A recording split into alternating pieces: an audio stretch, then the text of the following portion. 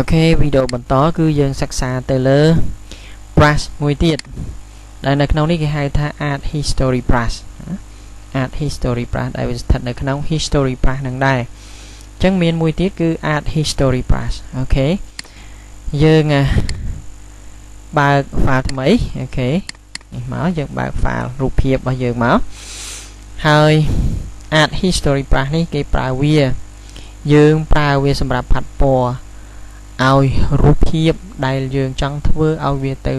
ឲ្យវាមានទៅជាលក្ខណៈឲ្យវាទៅជាលក្ខណៈសិល្បៈ artistic គឺគេប្រើវាសម្រាប់ជាលក្ខណៈ artistic តែប៉ុណ្្នឹងទេណាអញ្ចឹងយើងប្រើវា art history ខ្ញុំប្រើ art history យើងមើលនៅលើ object យើងមាន opacity យើងមាន style យើងមាន area អូខេប្រសិនបើខ្ញុំប្រើវាtab អញ្ចឹងខ្ញុំអាចប្រើនេះឲ្យធំបន្តិចអូខេបើសិនជាខ្ញុំប្រើរបៀបនេះយើងឃើញទេឃើញថាយើងមើលស្អីក៏ពិបាកដែរនេះបើយើងធ្វើរបៀបហ្នឹងយើងទៅជាចឹងបានអញ្ចឹងយើងប្រើ tab មកវិញអូខេខ្ញុំគូវាមួយអូខេនេះអូខេយើងអាច title curve អីចឹងមកយើងអាចនេះជារបៀបសិល្បៈមួយដែលយើងអាចប្រើប្រាស់បានណាយើងអាចប្រើប្រាស់បាននេះណាអូខេ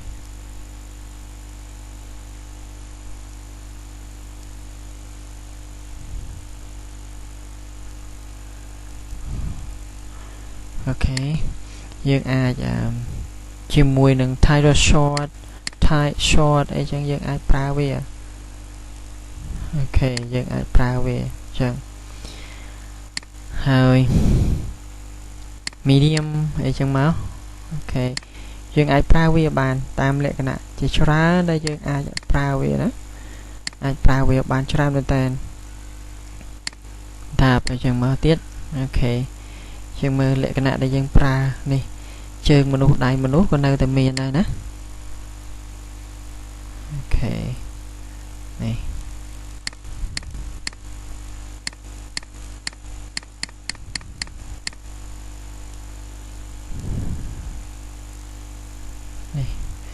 ហ្នឹងយើងជាលក្ខណៈ artistic ពីបហ្នឹងហើយយើងអាចកែប្រែយើងអាចដូរจาก lightness អីចឹងយើងអាចប្រើ lightness យើងអាចប្រើ opacity របស់វាស្រាលអីចឹងមកយើងអាចប្រើបានណាយើងអាចប្រើបាន touch curve អូខេណាយើងអាចប្រើរបៀបហ្នឹងclose long អីចឹងមកយើងអាចប្រើណាយើងអាចប្រើយើងប្រើជាមួយនឹង U យើងប្រើជាមួយនឹងអីហ្នឹងយើងអាចប្រើបានយើងអាស្រ័យលើយើងជាអ្នកបង្កើតអូខេអញ្ចឹងគេប្រើវាសម្រាប់បង្កើតឲ្យទៅជាលក្ខណៈមួយជា artistic ដោយសារនេះយើងឧទាហរណ៍ខ្ញុំប្រើច្រើនពេកអញ្ចឹងខ្ញុំសាកមួយទៀតឲ្យមើលអូខេឧទាហរណ៍ខ្ញុំយកវាតែ 40% អូខេនេះ artistic វានេះ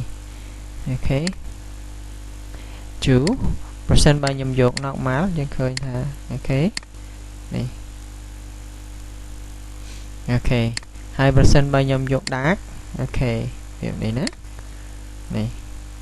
អញ្ចឹងអាស្រ័យទៅលើយើងដែលប្រើអាស្រ័យទៅលើយើង saturation អីហ្នឹងគឺយើងអាចប្រើបានហើយតកតងជាមួយនឹង opacity នេះopacity កាលណាយើងចង់ឲ្យវាទៅច្រើនយើងបំបត្តិវាច្រើនអូខេគឺយើងប្រើច្រើនបែបនេះហើយនេះណាយើងអាចប្រើបែបហ្នឹងនេះជាលក្ខណៈ artistic មួយដែលយើងអាចប្រើប្រាស់វាបានជាមួយនឹង art history brush អូខេសូមអរគុណសម្រាប់ការសិក្សាជាមួយនឹងយើង